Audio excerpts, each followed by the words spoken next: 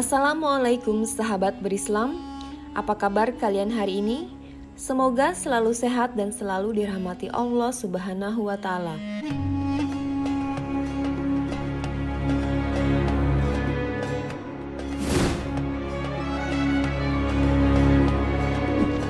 Bencana gempa sering terjadi di Indonesia.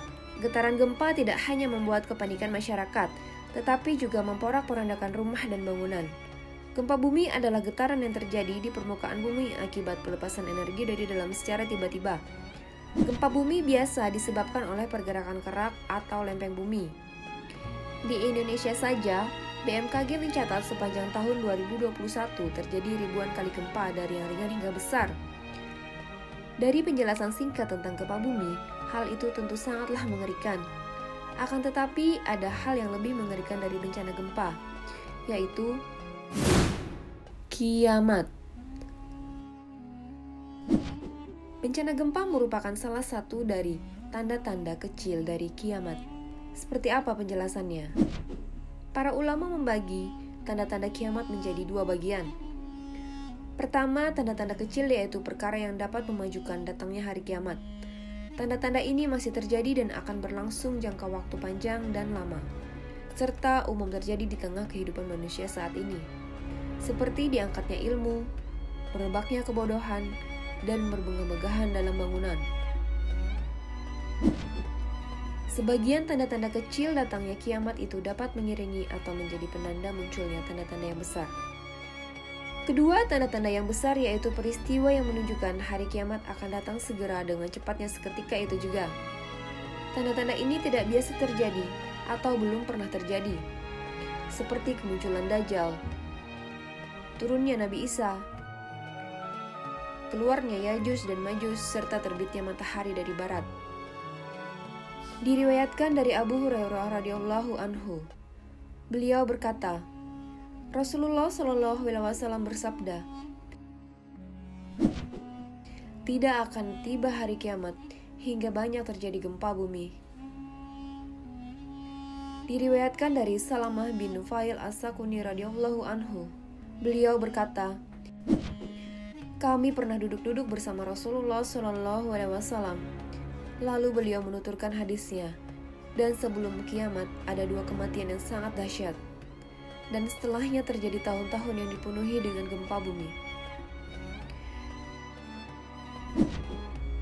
Ibnu Hajar rahimahullah berkata, tidak terjadi banyak gempa di negeri-negeri bagian utara, timur, dan barat.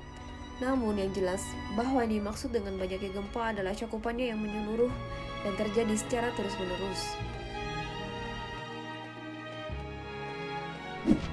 Hal ini diperkuat dengan riwayat dari Abdullah bin Hawalah radhiyallahu anhu. Beliau berkata, Rasulullah Shallallahu alaihi wasallam meletakkan kedua tangannya di atas kepalaku. Lalu beliau berkata, wahai Ibnu Hawalah, jika engkau melihat kehilafan telah turun di atas bumi-bumi yang disucikan, maka dekatlah gempa, bencana, dan masalah-masalah besar. Dan hari kiamat saat itu lebih dekat kepada manusia daripada dekatnya kedua tanganku ini dari kepalamu. Gempa bumi juga pernah terjadi pada masa kenabian dan kekhalifahan. Ibnu Qayyim al-Jauziyah dalam kitabnya mengutip sebuah hadis mursal yang diriwayatkan Ibnu Abi al-Dunya. Terjemahannya berbunyi, bumi pernah berguncang pada masa Rasulullah Shallallahu alaihi wasallam. Beliau meletakkan tangannya di atas bumi dan bersabda, tenanglah, belum tiba saatnya bagimu. Kemudian menoleh kepada para sahabat seraya memberitahu, Tuhan ingin agar kalian melakukan sesuatu yang membuatnya ridho. Karena itu buatlah agar dia ridho kepada kalian. Imam Ibnul Qayyim dalam kitab Al-Jawab Al-Kafi mengungkapkan, dan terkadang Allah menggetarkan bumi dengan guncangan yang dahsyat, menimbulkan rasa takut, khusyuk, rasa ingin kembali dan tunduk kepada Allah, serta meninggalkan kemaksiatan dan penyesalan atas kekeliruan manusia. Jika terjadi gempa bumi, mereka berkata, sesungguhnya Tuhan sedang menegur kalian. Bagaimanakah sikap kita terhadap fenomena gempa bumi ini? Sebagai makhluk yang beriman, akan selalu ada hikmah yang bisa direnungkan di balik peristiwa bencana. Salah satu hikmah itu adalah memberikan kesadaran bahwa kita sebagai manusia sudah berbuat banyak hal yang merugikan dan memberikan dampak negatif terhadap pelestarian alam. Dalam buku Fikih Kebencanaan Perspektif Nahdlatul Ulama, buku ini mengemukakan sejumlah dalil yang dikutip dari kitab Kasyifatus Raja karya Syekh Muhammad Nawawi Banten dan Syarah Sahih Muslim karya Imam An-Nawawi. Secara akidah, umat Islam harus meyakini bahwa bencana yang melanda masyarakat berasal dari Allah Subhanahu wa Ta'ala. Hal ini sebagaimana yang telah disebutkan dalam surah An-Nisa ayat 78 yang memiliki arti, katakanlah, semuanya berasal dari sisi Allah Subhanahu wa Ta'ala.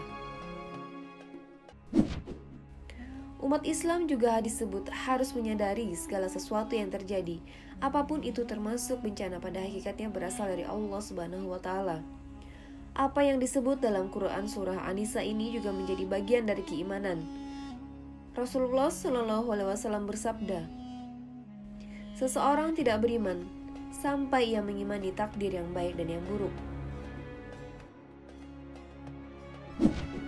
Meski secara hakiki segala sesuatu berasal dari Allah Subhanahu wa Ta'ala, umat Islam disebut tetap perlu menjaga etika atau akhlak serta cara pandang terhadap takdir. Umat Islam perlu mengembalikan bencana sebagai sesuatu yang buruk pada manusia itu sendiri.